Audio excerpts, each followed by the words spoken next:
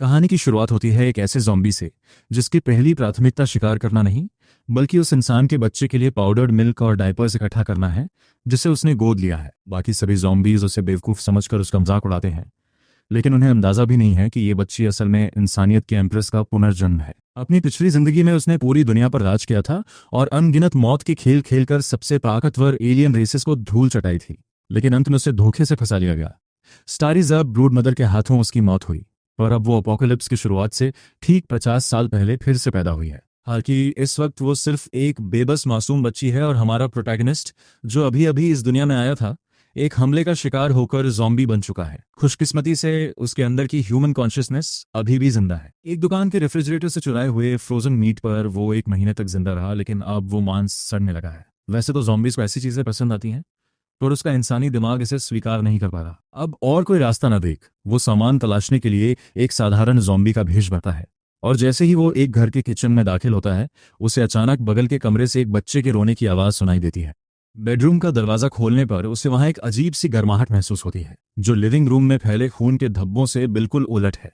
वहां 7 महीने की एक बच्ची यून रॉक्सियो बिस्तर पर लेटी रो रही है। ऐसा लगता है जैसे उसके माँ बाप ने अपनी आखिरी सांसों तक उसे बचाने के लिए दरवाजा बंद कर दिया था। ठीक उसी पल रॉक्सियो खुद को बेहद लाचार महसूस करती है। वो सोच रही है, आखिरकार मेरा पुनर्जन्म तो हुआ, लेकिन सबसे पहले मुझे अपने माँ बाप नहीं बल्कि एक ज़ॉम्बी के दर्शन हुए। सच कहें तो यह किस्मत का एक क्रूर मजाक था। भूख से कमजोरी और मौत के खौफ की वजह से रॉक्सियो आखिरकार बेहोश हो जाती है। उस नन्ही सी जान को देखकर प्रोटैगनिस्ट काफी हैरान है। भले ही वो छोटी है, लेकिन उसकी आंखों में एक गहरा दुख और बेबसी नजर आ रही है। इस पल में उसे उस बच्ची के लिए एक अजीब सी हमदर्दी महसूस होती है। इस अपोकलिप्स में वो दोनों ही भटकती हुई रूहें हैं जिनकी किस्मत खराब थी। उसके सामने मौजूद यह नई जिंदगी उसे अंधेरे में एक रोशनी की किरण जैसी लगती है, जो उसे जीने का एक नया मकसद दे देती है। और फिर वो उस छोटी बच्ची को गोद लेने का फैसला करता है, पर उसे जल्द ही समझ आता है कि बेचारी बच्ची भूख के मारे बेहोश हो चुकी है। कमरे में रखे मिल्क पाउडर के सारे डिब्बे खाली हैं, इसलिए वो बाहर जाने का फैसला करता है। वो बेडरूम का दरवाजा लॉक कर देता है और वहां एक सोफा तक खिसका देता है ताकि दूसरे ज़ॉम्बीज अंदर ना आ सके। किचन में हाथ खाली रहने के बाद वो तीसरी मंजिल की ओर बढ़ता है। वहां का गलियारा सूखे हुए काले खून और लाशों के टुकड़ों से भरा पड़ा है, और दरवाजा खुला होने की वजह से वहां की बदबू बर्दाश्त के बाहर है। वहां कुछ सड़े गले ज़ॉम्बीज अभी भी मंडरा रहे हैं। हालांकि उसे अब ऐसे नज़ारों की आदत हो चुकी है। वो एक एक करके अपार्टमेंट्स छानना शुरू करता है, लेकिन कई किचन तलाशने के बाद भी उसे सिर्फ सड़ा हुआ मांस मिलता है, ना कि वो पाउडर्ड मिल्क जिसकी उसे तलाश है। 5वीं मंजिल पर उसे एक ऐसी मां मिलती है जो दरिंदा बन चुकी है और अपनी भूख में अपने ही बच्चे को खा चुकी है। उसे एहसास होता है कि अगर नन्ही रॉक्सी को बंद करके नहीं रखा गया होता तो उसका भी यही हाल होता। खुशकिस्मती से उसे वहां मिल्क पाउडर के 2 सीलबंद डिब्बे मिल जाते हैं। दूध के साथ साथ उसे 2 पाउंड ताज़ा मांस भी मिलता है। कुछ देर बाद अपनी बेहोशी की हालत में रॉक्सियो को अपने मुंह में दूध का स्वाद महसूस होता है। वो अनजाने में ही उसे पीने लगती है, और जैसे ही उसके नन्हे शरीर में ताकत लौटती है, वो अपनी आंखें खोलने की कोशिश करती है और देखती है कि वो मरी नहीं है, बल्कि एक ज़ॉम्बी किसी वेट नर्स की तरह बड़े प्यार से उसे चम्मच से दूध पिला रहा है। उसकी पिछली जिंदगी में ज़ॉम्बीज सिर्फ खून के प्यासे राक्षस थे। उसने तो खुद अपने उन साथियों को मौत के घाट उतारा था जो इन जीवों में तब्दील हो गए थे।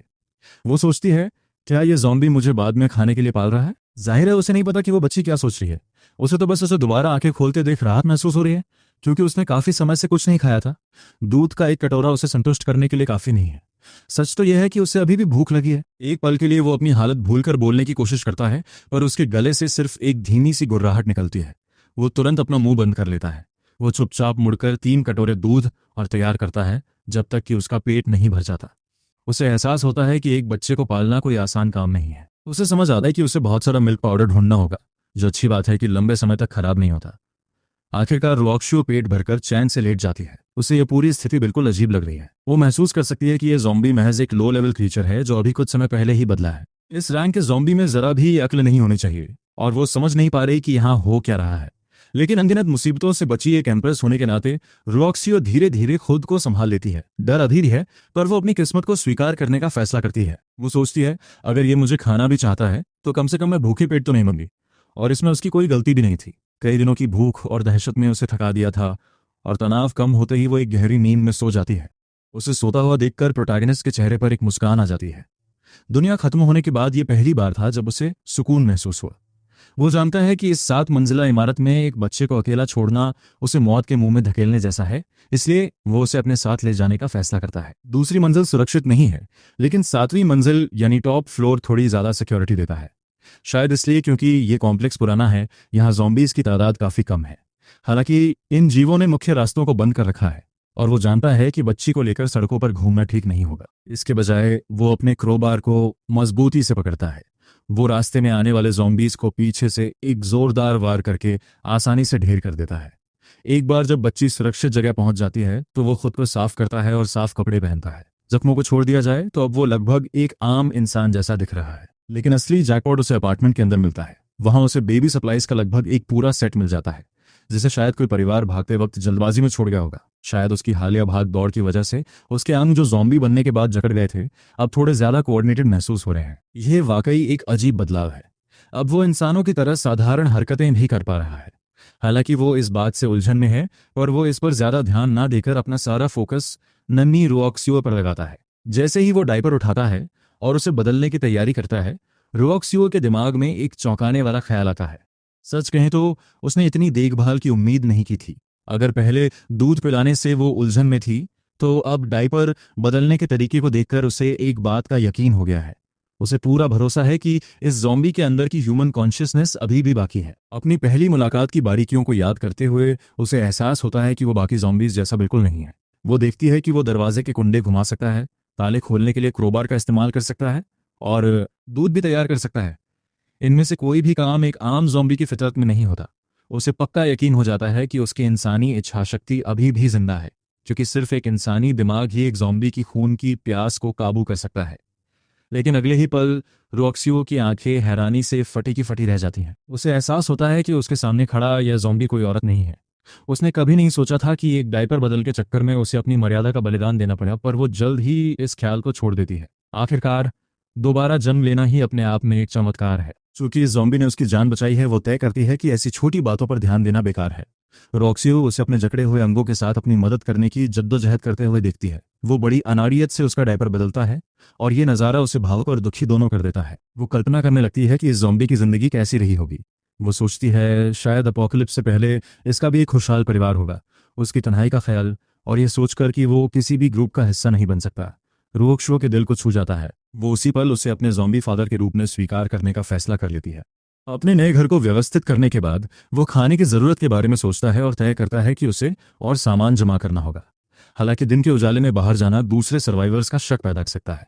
खुद को और उस बच्ची को खतरे में डालना एक ऐसा रिस्क है जिसे वो नहीं ले सकता। इसलिए वो रात के अंधेरे में निकलने का फैसला करता है। जाने से पहले वो बेडरूम का दरवाज़ा सावधानी से बंद करता है। वो दरवाजे के आगे एक कैबिनेट लगा देता है और सीढ़ियों पर भी रुकावटें डाल देता है, ताकि कोई ज़ॉम्बी या इंसान अंदर ना सके। उसने देखा है कि लोग जिंदा रहने के लिए किस हद तक जा सकते हैं। इस तबाही में इंसानी फितरत के कालेपन को जानते हुए वो बेहद सतर्क रहता है। वो पहली मंजिल के लोहे के गेट को मजबूती से बंद करता है और फिर सामान की तलाश शुरू करता है। हालांकि पास के रिहायशी इलाके में बहुत सारा स्टॉक नहीं है, पर छोटी छोटी चीजें मिलकर एक अच्छा खासा ढेर बन जाती हैं। अपने हाइकिंग पैक को पूरी तरह भरने के बाद वो अंधेरे में मिल्क पाउडर के कई डिब्बे लेकर जा रहा है, पर अचानक उसे कुछ अजीब महसूस होता है। वो ऊपर देखता है तो पाता है कि आसमान में चांद बिल्कुल गहरे लाल रंग का हो गया है। ठीक उसी वक्त नन्ही रोक्सियो की नींद खुलती है और वो कमरे को खाली पाती है। वो अपने डायपर में आराम से लेटी है, पर जल्द ही उसकी नजर बाहर उस सुर्ख लाल चांद पर पड़ती है। उसे एहसास होता है कि ग्लोबल एवोल्यूशन का दौर शुरू होने वाला है। हमारा प्रोटैगनिस्ट भी उस ब्लड मून को देखकर हैरान है। हालांकि ज़ॉम्बीज से भरी दुनिया में ये नज़ारा बिल्कुल सटीक लगता है। साई-फाई फिल्मों में ऐसे नज़ारे देखने की वजह से वो इस घटना को जल्दी स्वीकार कर लेता है। सच कहें तो ये बिल्कुल वैसा ही दिख रहा है जैसा एक असली अपोकलिप्स को दिखना चाहिए। वो अपना काम जारी रखता है, बिना थके सामान ढोता है और यहाँ तक कि किताबें और पढ़ने की चीज़ें भी इकट्ठी करता है। हालांकि चौथी बार वापस आते वक्त उसे अचानक अपने शरीर में एक अजीब सी हलचल महसूस होती है। उसके ठंडे और बेजान शरीर के अंदर एक अजीब सी झुलसा देने वाली गर्मी पैदा होने लगती है, जो एक ऐसा एहसास है जो अनजाना भी है और जाना पहचाना भी। ऐसा लग रहा है जैसे वो दोबारा जिंदों की दुनिया में लौट रहा हो। लेकिन तभी उसके दिमाग में एक असहनीय खुजली शुरू होती है, जैसे उसका सिर फटने वाला हो। उसे डर है कि उसकी ह्यूमन कॉन्शियसनेस आखिरकार खत्म हो रही है और वो एक कोरा खून का प्यासा राक्षस बनने वाला है। जाहिर है घबराहट की एक लहर उस पर हावी हो जाती है। चांद की रोशनी में सिर्फ वही अकेला नहीं है, बाकी ज़ॉम्बीज भी इसी भयानक बदलाव से गुजर रहे हैं। उधर उस लाल रोशनी में नहाए हुए सर्वाइवर्स को अपने शरीर में गर्मी महसूस हो रही है। उनका ब्लड फ्लो तेज हो रहा है और उनकी हड्डियां पहले से ज्यादा मजबूत और सख्त हो रही हैं। इधर बेडरूम में रुओक्शो भी उस लाल चमक के घेरे में है। जैसे ही गर्मी अपना असर दिखाती है, उसका नन्हा शरीर थोड़ा कांपने लगता है। पता नहीं कितना वक्त गुजर जाता है, पर आखिरकार प्रोटैगनिस्ट को होश आता है। हालांकि उसके आसपास की दुनिया वैसी ही दिख रही है, पर हिलते ही उसे एहसास होता है कि उसका शरीर अब पहले से कहीं ज्यादा फुर्तीला है। उसके ज़ॉम्बी होने की जकड़न गायब हो चुकी है। वो ये देखकर हैरान है कि उसकी त्वचा की काली नसें फीकी पड़ रही हैं और यहाँ तक कि उसके सिर के बाल भी वापस उगने लगे। और सिर्फ वही नहीं बदल रहा है, सड़कों पर घूमने वाले ज़ॉम्बीज भी बदल चुके हैं। उनके डरावने और बिगड़े हुए चेहरे अब थोड़े ज्यादा इंसानी लग रहे हैं। उसे इस बात पे थोड़ी खुशी होती है। ऐसा लगता है कि यह दुनिया उतनी सीधी नहीं है जितना उसने सोचा था। जैसे ही वो एक दूसरे ज़ॉम्बी के पास से गुजरता है, उसके अंदर एक अजीब सी भावना जागती है। उसे ऐसा महसूस होता है जैसे एक अदृश्य धागा उसे उस जीव से जोड़ रहा है। पहले उसे लगता है कि यह सिर्फ एक वहम है, पर फिर उसे एक अविश्वसनीय बात का एहसास होता है। ऐसा लगता है जैसे उसने एक नई शक्ति विकसित कर ली है और यही चीज सब कुछ बदल देती है। ये स्पेशल एबिलिटी उसे उन धागों के जरिए ज़ॉम्बीज के दिमाग में अपने विचार डालने और उन्हें कठपुतलियों की तरह कंट्रोल करने की ताकत देती है। जैसे ही वो फोकस करता है, वो जुड़ाव और मजबूत हो जाता है। वो सफलतापूर्वक उस ज़ॉम्बी को मुश्किल हरकतें करने का हुक्म देता है। वो इस ताकत को ज़ॉम्बी कंट्रोल नाम देने का फैसला करता है, जो वाकई एक प्रैक्टिकल चुनाव है। उसे समझ आता है कि ये शक्ति उसकी मानसिक ताकत से जुड़ी है और वो अपने काबू में किए गए जीवों को लायन पपेट्स कहने लगता है। अचानक थकान महसूस होने पर उसे कुछ याद आता है। वो घर पर अकेली नन्ही रुओक्शो के बारे में सोचता है। वो तुरंत 2 पपेट्स को इकट्ठा किया हुआ सामान उठाने का हुक्म देता है और रिहायशी इलाके की तरफ दौड़ पड़ता है। हमें मानना पड़ेगा, ज़ॉम्बीज बेहतरीन मजदूर हैं। वो ना खाते हैं, ना पीते हैं और ना ही पगार मांगते हैं। इधर ब्लड मून का असर आखिरकार खत्म हो चुका है। रोशनी अपनी गहरी नींद से जागती है और जानकारियों का एक सैलाब उसके दिमाग में उमड़ने लगता है। उसकी आंखें चमक उठती हैं।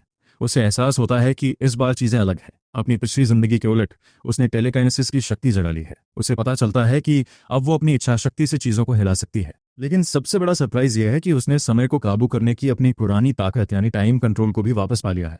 ये दोनों हुनर मिलकर एक बेहद खतरनाक कॉम्बिनेशन बनाते हैं। इनमें से कोई भी उसे एक टॉप टायर पावर हाउस बनाने की काबिलियत रखता है। आखिरकार अपनी पिछली जिंदगी में वो सिर्फ टाइम कंट्रोल के दम पर ही इम्प्रेस बनी थी। इस जिंदगी में इन 2 ताकतों के साथ उसका हमला और बचाव दोनों बेमिसाल होंगे। रुओक्शो अपनी शक्तियों को इस्तेमाल करने की कोशिश करती है, लेकिन एक छोटी सी समस्या है। उसका ये शिशु शरीर अभी बहुत कमजोर है। कुछ ही देर में उसके सिर में तेज दर्द होता है और वो पूरी तरह थक जाती है। एक बच्चे के लिए ये कुछ ज्यादा ही है। भले ही उसकी मानसिक ताकत अभी कमजोर है, पर वो भविष्य को लेकर उम्मीदों से भरी है। उसे यकीन है कि वो एक दिन अपने पिछले रूप से भी कहीं ज्यादा आगे कर जाएगी। वो तो उस स्वॉर्म क्वीन को हराने के सपने भी देखने लगती है जिसने उसे पहले मारा था। अचानक कमरे के बाहर एक आहट उसका ध्यान खींचती है। वो अंदाजा लगाती है कि उसका ज़ॉम्बी पिता वापस आ गया है। उसे ये जानने की बड़ी उत्सुकता है कि क्या इंसानी होश रखने वाले एक ज़ॉम्बी के पास भी इंसानों की तरह स्पेशल पावर हासिल की है। उधर प्रोटैगनिस्ट ये देखकर चैन की सांस लेता है कि सब कुछ सुरक्षित है। इस दुनिया में पहली बार उसे ऐसा लग रहा है जैसे वो यहीं का हो। वो बड़ी आसानी से कैबिनेट को हटाता है और सीधे बेडरूम की तरफ भागता है। वहां वो देखता है कि नन्ही रुओक्शो जाग रही है और अपनी बड़ी खामोश आंखों से उसे ही देख रही है। उसने आज तक कभी किसी के साथ रिलेशनशिप में कदम तक नहीं रखा था, लेकिन इस पल में वो वाकई में एक पिता जैसा महसूस कर रहा है। ये एक अजीब सा एहसास है, पर उसे इससे कोई ऐतराज नहीं। वो किचन की तरफ बढ़ता है, लेकिन पानी और बिजली न होने की वजह से उसे बॉटल्ड वाटर का इस्तेमाल करके फॉर्मूला तैयार करना पड़ता है। जब वो दूध मिला रहा होता है तो रुओक्शो अपने ज़ॉम्बी पिता को बड़े ध्यान से देखती है। वो उसमें एक बदलाव महसूस करती है, भले ही वो बहुत मामूली हो। वो अब थोड़ा और ज्यादा असली ह्यूमन जैसा दिखने लगा है। ये उन ज़ॉम्बी एवोल्यूशन से काफी अलग है जो उसे अपनी पास्ट लाइफ से याद थे। उस समय ज़ॉम्बीज के म्यूटेशन के रास्ते बिल्कुल अलग थे। मिसाल के तौर पर वहां टैंक टाइप ज़ॉम्बीज होते थे जिनका शरीर जरूरत से ज्यादा लंबा और मजबूत हो जाता था। उनकी ड्यूरेबिलिटी किसी युद्ध के मैदान में खड़े मेन बैटल टैंक जैसी होती थी। वो सर्वाइवर्स के लिए किसी बुरे सपने से कम नहीं थे। रुओक्शो ने ब्लड मून के बाद अपने पिता की एवोल्यूशन से काफी उम्मीदें लगा रखी थी। आखिरकार वो एक स्पेशल ज़ॉम्बी जो थे। आखिरकार इस अपोकलिप्स में जिंदा रहने के लिए ताकत ही सबसे बड़ी चाबी है। लेकिन उनमें कोई साफ बदलाव न देखकर उसे थोड़ी निराशा होती है और इसलिए इन रुओक्शो चुपके से यह फैसला करती है कि जब वो बड़ी होगी तो वो इतनी पावर हासिल कर लेगी कि उनकी हिफाजत कर सके। वो अच्छी तरह जानती है कि उनके बिना एक लाचार इन्फेंट के रूप में दोबारा जन्म लेकर वो इस वेस्टलैंड में कभी बच नहीं पाती। वो एहसान का बदला चुकाने में यकीन रखती है, खासकर इतने बड़े कर्ज का। जब मैं छोटी हूं तब तुम मुझे पालो और जब तुम बूढ़े हो जाओ तब मैं तुम्हारा ख्याल रखूंगी। ये सिर्फ कहने की बातें नहीं होनी चाहिए।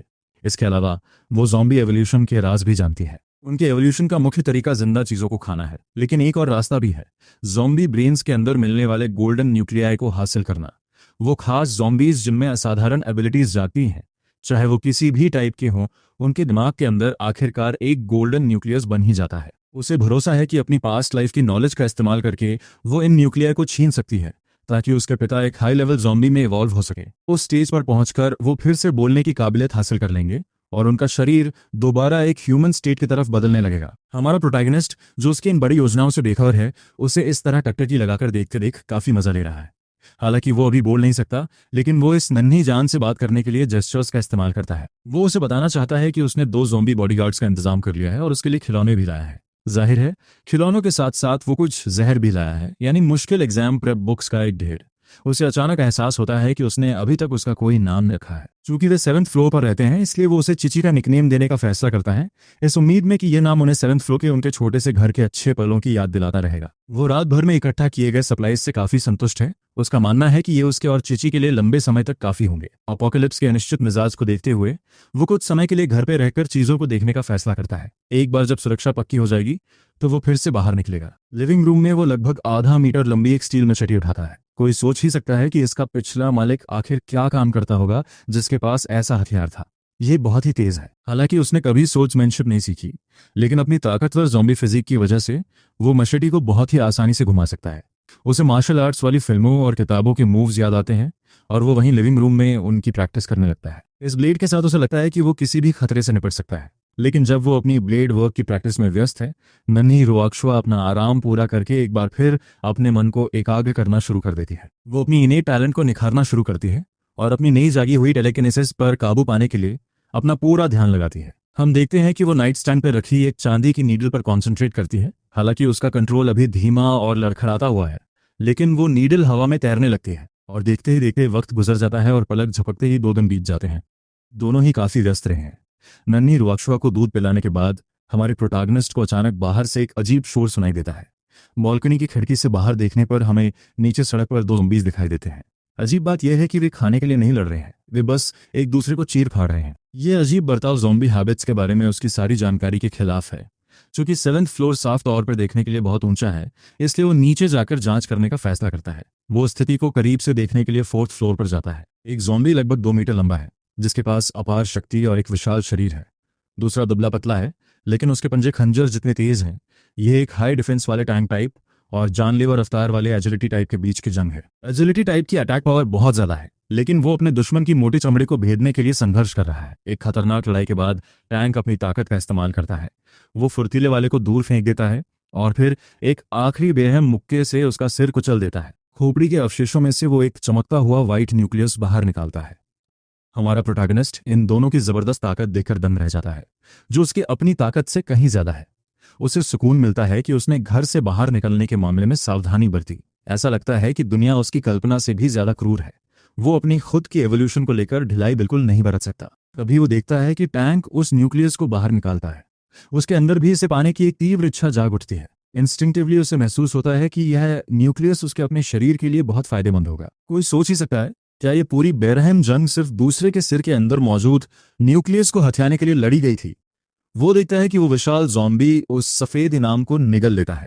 वो टैंक अपनी छाती पीटता है और जोश में दहाड़ता है और फिर पास खड़ी कारों को बुरी तरह तोड़ने लगता है। इलाके के आम ज़ॉम्बी शोर सुनते ही वहां से भागने लगते हैं।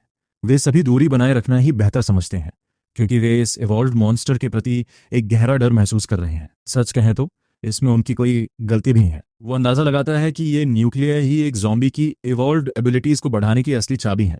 उसे देखकर उसे जो आदिम भूख महसूस हुई, उसे नकारा नहीं जा सकता था। ये एक ऐसी तलब थी जो मांस की इच्छा से कहीं ऊपर थी। अगर वो इसे खा सका तो दूसरे ज़ॉम्बीज को कंट्रोल करने की उसकी पावर यकीनन नई ऊंचाइयों पर पहुंच जाएगी।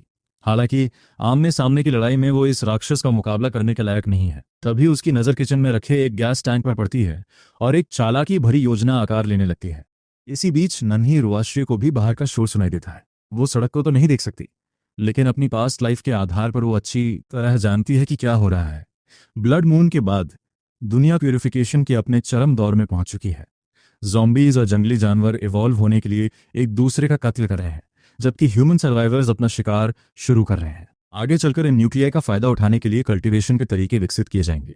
अपनी पास्ट लाइफ में इंसानी नस्ल की एक बेमिसाल इम्प्रेस होने के नाते रुआशुए को वो टॉप टियर ग्लेज्ड ब्रीदिंग टेक्निक याद है जिसमें उसने महारत हासिल की थी। वो समझती है कि उसका ज़ॉम्बी पिता, जो कि एक आम लो लेवल अनडेड है, इस अपोकलिप्स में जिंदा रहने के लिए संघर्ष करेगा। वो जानती है कि उसे उन दोनों की रक्षा करने के लिए अपनी ताकत जल्दी बढ़ानी होगी।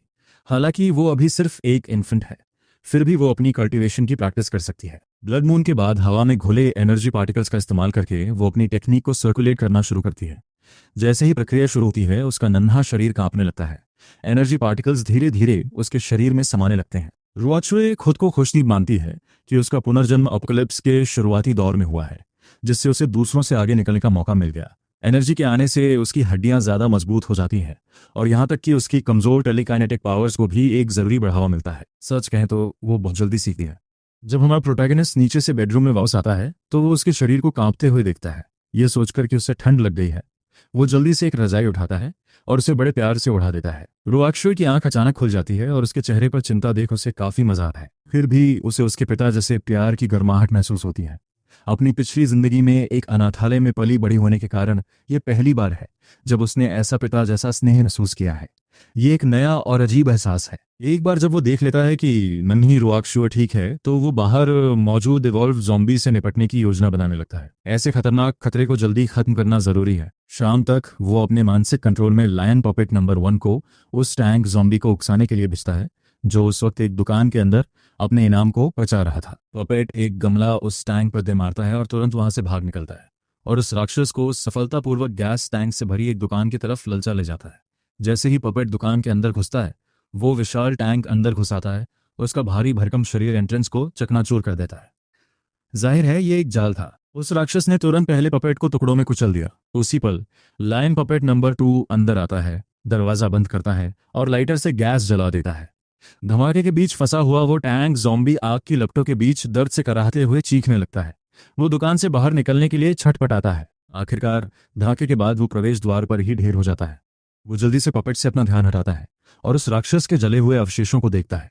वो यह सुनिश्चित करने के लिए 10 मिनट इंतजार करता है कि ज़ॉम्बी वाकई मर चुका है और फिर पास जाने की हिम्मत जुटाता है। इस दुनिया में कोई भी कभी जरूरत से ज्यादा सावधान नहीं हो सकता। करीब से देखने पर वो पाता है कि वो राक्षस इतना जल चुका है कि उसे पहचानना मुश्किल है।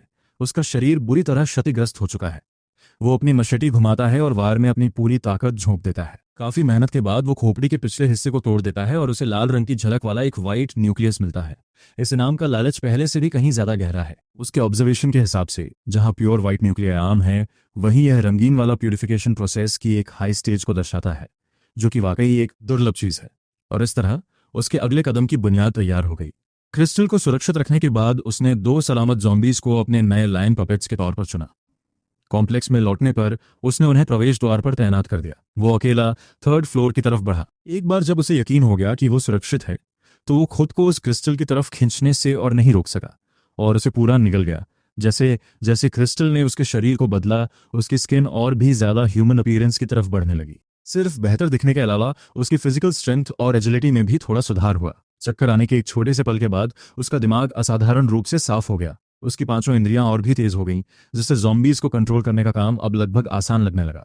हम देखते हैं कि अब वो एक साथ 5 ज़ॉम्बीज को कंट्रोल कर सकता है और उसने उनकी विजन शेयर करने की काबिलियत भी हासिल कर ली है। कम से कम इतना तो कहा ही जा सकता है कि यह एक बड़ा अपग्रेड है। वो अब अपने पपेट्स को सिर्फ अपनी नजरों के सामने कंट्रोल करने तक सीमित नहीं है, अब रिमोट कंट्रोल भी मुमकिन है। कुछ टेस्टिंग के बाद उसे अपनी नई सीमाओं का पता चलता है। उसके टेलीकाइनेटिक रेडिएशन की मैक्सिमम रेंज अब 1000 मीटर है। इस दायरे के अंदर वो अपना चेहरा दिखाए बिना अपने पपेट्स को निर्देश दे सकता है। इससे जाहिर तौर पे उसके जिंदा रहने की संभावना बहुत बढ़ जाती है। इसी बीच रुआक्शुए ने दुकान पर हुए धमाके और इवॉल्व्ड ज़ॉम्बी की वो भयानक दहाड़े सुनी। 7th फ्लोर पर होने की वजह से उसे पकड़े जाने का डर तो नहीं था, लेकिन अपने पिता की लंबी गैर मौजूदगी ने उसे गहरी चिंता में डाल दिया था। वो परेशान थी और ये लाजमी भी था। वो अच्छी तरह जानती थी कि अपनी मौजूदा हालत में उनके पास बढ़ी हुई कॉम्बैट पावर वाले इवॉल्व्ड ज़ॉम्बी के खिलाफ बचने का कोई मौका नहीं था। खतरा बहुत ही असली था। वो सिर्फ यही दुआ कर सकती थी कि ऊपर वाला उस ज़ॉम्बी पिता को उससे न छीने जिसने उसे इतना प्यार दिया था। उसने अपनी ब्रीदिंग टेक्निक की प्रैक्टिस करने की कोशिश की, लेकिन उसका दिमाग तेज से दौड़ रहा था। ऐसी घबराहट की हालत में उसे जारी रखना नामुमकिन लगा। तभी अपार्टमेंट में मुख्य दरवाजा खुलने की आवाज गूंजी। रुआक्शुए ने राहत की सांस ली और उसके होठों पर एक छोटी सी मुस्कान आ गई। आखिरकार सिर्फ उसके ज़ॉम्बी पिता को ही पता था कि दरवाजा कैसे अनलॉक करके खोलना है। जब वो वापस आया और उसने रुआचुआ को मुस्कुराते हुए देखा तो उसके दिल में प्यार की एक लहर दौड़ गई। उसने खुद से कहा कि अपनी इस नई ताकत के साथ वो उसकी और भी बेहतर हिफाजत कर सकता है। वो खुशी खुशी उसका दूध तैयार करने के लिए किचन की तरफ बढ़ गया।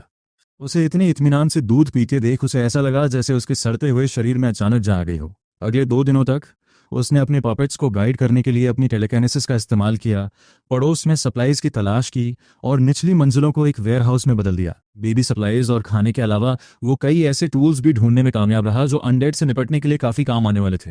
वो पूरी तरह से तैयारी कर रहा था। हालांकि ये दिन सर्वाइवल के एक दोहराव वाले चक्र जैसे थे, लेकिन उसे ये रूटीन काफ़ी संतोषजनक लगा। सब कुछ देखते हुए ये एक अजीब तरह की शांति थी। वो साफ तौर पे महसूस कर सकता था कि हर बीतते दिन के साथ वो और भी ताकतवर होता जा रहा है। जहां तक नन्ही रुआक्शिया की बात है, उसकी रोजाना की जिंदगी में दूध पीने और ग्लेज्ड ब्रीदिंग टेक्निक प्रैक्टिस करने के अलावा और कुछ नहीं था। कभी कभी उसे लिविंग रूम से धीमी लयबद्ध आवाजें सुनाई देती, जिससे उसे शक होता कि उसके पिता का सामना किसी असामान्य चीज से हुआ है। उसने अंदाजा लगाया कि शायद उनका सामना किसी एक्स्ट्रॉर्डिनरी ज़ॉम्बी से हुआ होगा जिसने स्पेशल एबिलिटीज इवॉल्व कर ली होंगी। वो अच्छी तरह जानती थी कि ये इवॉल्व बीइंग्स कितने ताकतवर हो सकते हैं। उनका दबाव और कॉम्बैट स्ट्रेंथ आम ज़ॉम्बी से कहीं ज्यादा होती है। इस बदली हुई दुनिया में मामूली ज़ॉम्बीज फूड चेन में सबसे नीचे है और उन पर लगातार खतरा मंडराता रहता है। उनका शिकार ह्यूमन सर्वाइवर्स, उनकी अपनी प्रजाति और यहाँ तक कि म्यूटेटेड बीस्ट भी करते हैं। रुआचिया इस बात से गहराई से प्रभावित थी कि ऐसी भयानक स्थिति में भी उसके पिता ने उसका ख्याल रखना कभी नहीं छोड़ा। ये सोचकर कि अपोकलिप्स में इंसानी फितरत कितनी जल्दी दम तोड़ देती है, उसे महसूस हुआ कि उसके ज़ॉम्बी पिता की अपनी इंसानियत को बचाए रखने की काबिलियत वाकई कीमती थी। कई दिनों की कड़ी मेहनत के बाद उसकी टेलीकाइनेटिक स्ट्रेंथ में काफी सुधार हुआ था। अब वो सिर्फ एक सोच के साथ चांदी की सुइयों को जबरदस्त रफ्तार से चला सकती थी। अपनी टाइम कंट्रोल एबिलिटीज के साथ मिलकर उसे भरोसा था कि जरूरत पड़ने पर वो खामोशी से किसी की जान ले सकती है। इतनी छोटी बच्ची के लिए ये एक खौफनाक पावर थी, लेकिन वो अभी संतुष्ट नहीं थी। जिंदा रहने के लिए उसे और भी ज्यादा ताकतवर बना होगा। इसी बीच हमारा प्रोटैगनिस्ट अपने पपेट्स को आसपास की टहल लेने के लिए भेजता है। पास की इमारतों में सप्लाईज की तलाश करते वक्त उसे एक कमरा मिलता है जो शायद किसी मार्शल आर्ट्स एंथुजियास्ट का था, क्योंकि वो कमरा तरह तरह की कॉम्बैट टेक्स्ट बुक से भरा हुआ था। इन किताबों में क्लोज क्वार्टर्स कॉम्बैट के कई पैंतरे बड़ी बारीकी से लिखे थे। उसकी फिजिकल कंडीशन पहले ही एवोल्यूशन की वजह से बेहतर हो चुकी थी, जो किसी भी आम इंसान से कहीं ज्यादा थी। अब उसका शरीर उतना अकड़ा हुआ नहीं था, इसलिए वो बड़ी आसानी से मुश्किल फाइटिंग मैनूवर्स सीख सकता था और उन्हें एग्जीक्यूट भी कर पा रहा था। ये नज़ारा वाकई देखने लायक था। जहां आम ज़ॉम्बीज का हमला करने का तरीका बहुत ही पुराना और जंगली होता है, उसे एहसास हुआ कि इंसानी दिमाग द्वारा बनाए गए मॉडर्न कॉम्बैट टेक्निक्स कहीं ज्यादा असरदार है।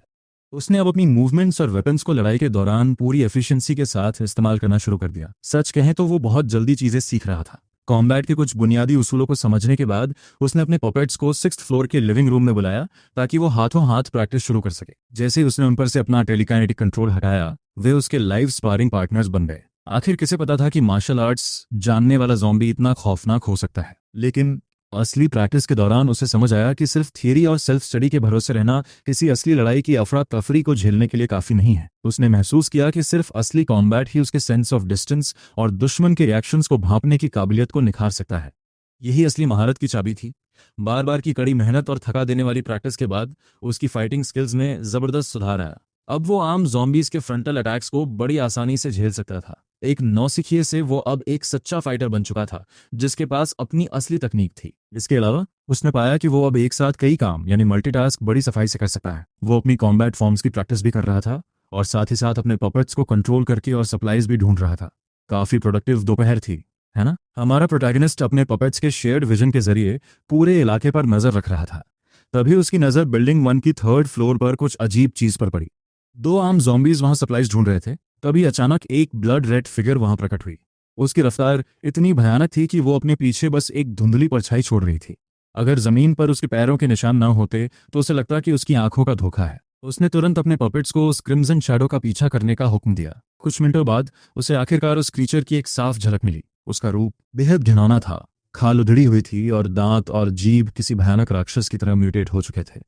उसके हाथ पैर जानवरों जैसे पंजों में बदल चुके थे, जिससे वो अब सीधा खड़ा नहीं हो सकता था और एक शिकारी की तरह चारों पैरों पर रेंग रहा था।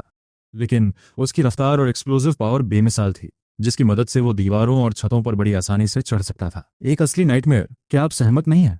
यहाँ तक कि उसके पपेट्स को भी एक अनजाना डर महसूस होने लगा। पलक झपकते ही उस ब्लड रेड ज़ॉम्बी ने छलांग लगाई और इससे पहले कि वो कुछ समझ पाता, उसने उसके दोनों कंट्रोल्ड पपेट्स को मार गिराया। वो अपनी चेतना वापस अपने मेन बॉडी में ले आया। उसका दिल उस खौफनाक मंजर से अब भी तेजी से धड़क रहा था। ऐसा लगता है कि कुछ ज़ॉम्बीज़ के पास ऐसी इवॉल्व्ड एबिलिटीज़ हैं जो कल्पना से परे हैं। उसे ये सोचकर सिहरन हुई कि उसकी मौजूदा ताकत ऐसे दुश्मन का सामना करने के लिए रत्ती भर भी काफ़ी नहीं है। अगर उसके पांचों पपेट्स एक साथ हमला भी कर दें तो भी वे पल भर में खत्म हो जाएंगे। फिलहाल के लिए वो बस यही दुआ कर सकता था कि वो क्रिम्सन टेरर कहीं टहलते हुए बिल्डिंग 5 की तरफ न आ जाए। वो जानता था कि वो एक सेकंड भी बर्बाद नहीं कर सका। उसने अपनी स्किल्स को धार देने के लिए हर दिन दूसरे ज़ॉम्बीज़ के साथ खौफनाक कॉम्बैट प्रैक्टिस में गुजारा। एक हफ्ते बाद हम उसे 6th फ्लोर के लिविंग रूम में देखते हैं, जहां वो 3 विशाल और भारी भरकम ज़ॉम्बीज़ के हमलों का सामना कर रहा है। वो उस तंग जगह में बड़ी फुर्ती और नज़ाकत के साथ घूम रहा है ताकि उसे हमला करने का सही मौका मिल सके। अपनी बेहतरीन तकनीकों का इस्तेमाल करके उसने उन खतरों को तुरंत खत्म कर दिया। अपनी मार्शल आर्ट्स को निखारने के साथ साथ उसने अपने पपेट्स को भी हाई अलर्ट पे रखा ताकि किसी भी इवॉल्व ज़ॉम्बीज़ की आहट मिलते ही उसे पता चल जाए। उस ब्लड रेड क्रीचर जैसे मॉन्स्टर से बिना पूरी तैयारी के पंगा लेना खुदकुशी के बराबर था। सच तो यह है कि अभी उससे लड़ना मौत को दावत देना होगा। इसके मुकाबले वो भारी भरकम सुस्त ज़ॉम्बीज़ और फुर्तीले अजाइल वेरिएंट्स जिन्हें उसने पहले देखा था फिर भी काबू में थे। कई दिनों की खोजबीन के बाद वो उनके पैटर्न्स को समझने लगा था। उसे पता चला कि कीमती एसेंस क्रिस्टल्स ज्यादातर इन्हीं इवॉल्व्ड टाइप्स के दिमाग के अंदर बनते हैं। इधर 7th फ्लोर पर छोटी रुओक्शी भी अपनी तरक्की कर रही थी। कहाँ तो वो एक सुई हिलाने में थक जाती थी और अब वो अपने नन्हे से शरीर को हवा में उठा यानी लेविटेट कर पा रही थी। वो जमीन से सिर्फ 1-2 सेंटीमीटर ही ऊपर उठ पाती थी, लेकिन एक इंसान के लिए उड़ने का सपना सच में बहुत बड़ी बात है। हालांकि वो अभी सच में उड़ तो नहीं सकती थी, पर उसकी लगातार कल्टीवेशन ने आखिरकार उसे खुद के बचाव का एक छोटा सा जरिया दिया था। उसे जरा भी अंदाजा नहीं था कि उसका ये तोहफा कितना नायाब है। अगर बड़े सर्वाइवर कैंप्स को कभी पता चला कि एक ऐसी बच्ची है जिसके पास खुद को लेविटेट करने की ताकत है, तो वे पक्का उसकी तरफ खिंचे चले आएंगे। हमारी कहानी आगे बढ़ती है और हम देखते हैं कि रॉकशुए अपनी लेविटेशन की प्रैक्टिस कर रही है। उसका छोटा सा शरीर एक नई ग्रेस के साथ हवा में तैर रहा है। उसकी ताकत कभी झलकती तो कभी गायब हो जाती, क्योंकि वो अपने अंदर की ऊर्जा पर ध्यान केंद्रित करने की जद्दोजहद कर रही थी। इसी बीच हम अपने प्रोटैगनिस्ट को उसके पपेट्स इकट्ठा करते हुए देखते हैं। वो उन्हें आम ज़ॉम्बीज़ का भेष धरवाकर धीरे धीरे अपने शिकार को घेरने के लिए ले जा रहा है। वे एक अजाइल ज़ॉम्बी के करीब पहुंच रहे थे जो इंसानी अवशेषों को खा रहा था। ये एक सोची समझी स्ट्रैटेजी थी, क्योंकि ये वेरिएंट्स बहुत तेजी से हमला कर सकते हैं। वो जानता था कि एक जल्दबाजी भरा हमला उसके सारे पॉपेट्स को खोने का कारण बन सकता है, इसलिए उसने हमला करने के लिए 10 मीटर की दूरी तक इंतजार किया। उस अजाइल ज़ॉम्बी ने शुरुआती ज्यादातर वार तो बचा लिए, लेकिन उसके सेमी सर्कल फॉर्मेशन ने उसे जाल में फंसा लिया, जिससे उसके हाथ और पीठ पर चोटें आईं। हालांकि इस जीत की कीमत बहुत बड़ी थी। एक पॉपेट की कुल्हाड़ी उस क्रीचर की पसलियों में फंस गई और गुस्से में उस ज़ॉम्बी ने उसका सिर फाड़ दिया। उसने फौरन अपनी चाल बदली और 2 पपेट्स को सामने से ध्यान भटकाने के लिए इस्तेमाल किया, जबकि बाकी 2 उसे जान से मारने के लिए आगे बढ़े। उस क्रीचर ने डमीज पर वार किया, लेकिन वो एक भारी हॉरिजॉन्टल स्लैश से नहीं बच पाया, जिसने उसकी कमर से मांस का एक बड़ा टुकड़ा अलग कर दिया। रफ्तार के आखिरी जानलेवा झटके में उस घायल मॉन्स्टर ने एक और पपेट की खोपड़ी चकनाचूर कर दी, लेकिन अब उसकी किस्मत जवाब दे रही थी। बचे हुए 3 पपेट्स आगे बढ़े और आखिरकार वो एजाइल ज़ॉम्बी कुल्हाड़ियों के लगातार वार के सामने ढेर हो गया। खतरा डलते ही उसने अपने बचे हुए पपेट्स को उस क्रीचर के अवशेषों से कीमती एसेंस क्रिस्टल निकालने का हुक्म दिया। वे तुरंत रेजिडेंशियल एरिया लौट आए, जहां उसने पपेट्स को गार्ड्स के तौर पर तैनात किया और फिर अपने इनाम को ध्यान से देखा। ये क्रिस्टल सफ़ेद था, जिसमें लाल रंग की एक लकीर थी, बिल्कुल वैसा ही जैसा उसने पहले खाया था। ये इस बात का सबूत था कि ये ज़ॉम्बी भी इवॉल्व हो चुका था। उसने उस क्रिस्टल को निगल लिया और महसूस किया कि एक जबरदस्त ऊर्जा की लहर उसके शरीर में दौड़ गई है, जिससे उसकी ताकत काफी बढ़ गई। अब वो एक साथ 10 पपेट्स को कंट्रोल कर सकता था और उसकी टेलीपैथिक रेंज भी बढ़कर 3000 मीटर तक पहुंच गई थी। अपनी खुशी में उसने सड़कों से 4 तगड़े नए ज़ॉम्बीज़ चुने और उन्हें बचाने के लिए फायर फाइटर गियर पहना दिया। इस मजबूत छोटी सी स्क्वाड को देखते हुए उसने कल्पना करना शुरू किया कि वो एक विशाल ज़ॉम्बी आर्मी बनाएगा और आसपास के पूरे इलाके को फतह कर लेगा। उसने यहाँ तक सोचा कि वो अपनी गिनती के दम पर सबको हरा देगा, फिर भी वो बिल्डिंग 1 वाले उस खौफनाक ब्लड रेड मॉन्स्टर को नहीं भूला था। आज एक मामूली एजाइल वेरिएंट के साथ हुई मशक्कत के बाद उसे एहसास हुआ कि वो नाइटमेयर सच में कितना ज्यादा ताकतवर था। वो जानता था कि उसकी मौजूदा जानकारी जीत की गारंटी देने के लिए बहुत कम है, इसलिए उसने उस मॉन्स्टर की असली ताकत आजमाने के लिए एक पपेट भेजने से पहले कुछ दिनों का इंतजार करने का फैसला किया। वो क्रीचर एक टिक टिक करते बम की तरह था, जिसकी वजह से वो चैन की सांस नहीं ले पा रहा था। अगले 3 दिनों तक उसने 6th फ्लोर को एक ट्रेनिंग रूम में बदल दिया। ज़ॉम्बीज़ के खिलाफ लगातार कॉम्बैट प्रैक्टिस करते हुए उसने पाया कि उसके फिजिकल एट्रीब्यूट्स हर मामले में बेहतर हो गए हैं और उसने सुकून के साथ अपना सिर हिलाया। आखिरकार उसका शरीर सच में दुनिया के अंत में बचे एक सर्वाइवर की तरह दिखने लगा था। एक मासूम सी मुस्कान देखकर वो भी मुस्कुराए बिना नहीं रह सका। उसने गौर किया कि छोटी बच्ची की भूख अब बढ़ रही है, इसलिए उसने उसे खाना खिलाया और कुछ पुराने खिलौने बाहर निकाले। रोक्सी अपने ज़ॉम्बी पिता को उसे खुश करने के अजीबोगरीब तरीके आजमाते हुए देख रही थी, और कुछ देर के लिए तो वो इस नज़ारे को देखकर पूरी तरह दंग रह गई। ऊपर से तो वो एक मासूम बच्ची लग रही थी, लेकिन अंदर से वो अब भी एक समझदार, शांत और बेमिसाल एम्प्रेस थी। फिर भी उसने इसे अपने ज़ॉम्बी पिता की एक अच्छी कोशिश मानकर स्वीकार किया और ज़बरदस्ती एक मुस्कान दी। हालांकि उसकी इस मेहरबानी ने उसे और भी ज्यादा जोर शोर से खेलने के लिए उकसा दिया। रोक्सी ने उसकी इस नई उमंग पर थोड़ी चिड़चिड़ाहट महसूस की, लेकिन उसने फिलहाल इसे अनदेखा करने का फैसला किया। हमारी कहानी यहाँ एक छोटा सा विराम लेती है। पेश है खास तौर पर वाई ओ टेलीविजन सीरीज की एक एक्सक्लूसिव पेशकश। हमारी इस कहानी का सिलसिला जारी है, जो सिर्फ आपके लिए प्रसारित की जा रही है। हम वापस आते हैं इस रोमांचक मोड़ पर सिर्फ वाई ओ टेलीविजन सीरीज के इस एक्सक्लूसिव एपिसोड में, जहां हम इस सफर का अगला अध्याय देखेंगे। आप देख रहे हैं वाई ओ टेलीविजन सीरीज की एक एक्सक्लूसिव प्रोडक्शन। कहानी इस एक्सक्लूसिव सीरीज में और आगे बढ़ती है सिर्फ हमारे दर्शकों के लिए। ये थी वाई ओ टेलीविजन सीरीज की एक एक्सक्लूसिव ब्रॉडकास्ट। ये वाई ओ टेलीविजन सीरीज की एक एक्सक्लूसिव प्रेजेंटेशन है। आप देख रहे हैं वाई ओ टेलीविजन सीरीज की एक exclusive production. Y O exclusive सिर्फ आपके लिए वाई ओ टेलीविजन सीरीज पर। वाई ओ इस एक्सक्लूसिव सीरीज में कहानी और भी गहराती जा रही है। Y O exclusive. उसका शरीर पूरी तरह से शुद्ध यानी प्यूरिफाई हो चुका था। उसने हवा में अपनी स्टील मशेटी घुमाई, जिससे एक तेज सीटी जैसी आवाज गूंजी, जो उसकी तरक्की का सबूत थी। उसकी प्रैक्टिस सिर्फ मार्शल आर्ट्स फिल्मों की यादों से नकल किए गए कुछ आसान पैंतरों तक सीमित थी। वो बस बुनियादी तरीकों से ब्लेड चला रहा था। फिर भी उसे यकीन था कि जब तक वो ताकतवर बनता रहेगा, दुश्मन के डिफेंस को तोड़ने के लिए एक मामूली ईंट भी काफी होगी। इसी बीच रोशवी उसे पूरी तरह हैरान होकर देख रही थी। उसने महसूस किया कि वो सच में अपनी ताकत बढ़ा रहा है। हालांकि वो उसे एक आम ज़ॉम्बी समझती थी, लेकिन उसके पास इंसानी चेतना थी और वो वेपन्स का इस्तेमाल भी कर सकता था। ये चीज़ उसे दूसरे लो लेवल ज़ॉम्बीज से बहुत आगे ले जाती थी, क्योंकि उनमें से ज़्यादातर के पास न तो कोई स्ट्रैटेजी थी और ना ही औजार इस्तेमाल करने की समझ।